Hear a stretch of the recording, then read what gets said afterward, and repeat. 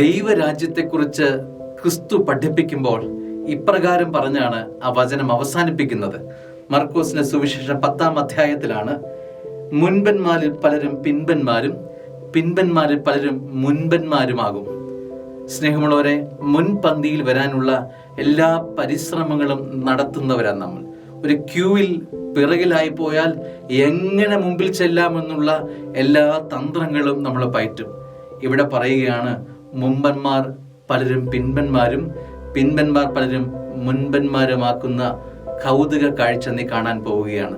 ഇത് ദൈവരാജ്യത്തിലെ അത്ഭുത കാഴ്ചയാണ്. സ്വർഗം പ്രിയപ്പെട്ടതായി മാറിയാൽ, ദൈവം നിന്റെ പ്രിയപ്പെട്ട വിഷയമായി മാറിയാൽ, നീ പിന്നിൽ നിൽക്കുന്ന എല്ലാ അവസ്ഥകളിൽ നിന്നും മുൻപിലെത്തിക്കാൻ സ്വർഗം നിനക്ക് കൂട്ടുചേരും. ഇന്നത്തെ ദിവസം നിന്നെ മുൻപന്തിയിലെത്തിക്കാൻ സ്വർഗത്തിന് കഴിയും. ബലിഷ്ഠമായ ഈശോയുടെ കരത്തിൽ മുറുകെ പിടിക്കുക. നീ മുൻപന്തിയിൽ തന്നെ എത്തും. ദൈവം അനുഗ്രഹിക്കട്ടെ. ആമേൻ.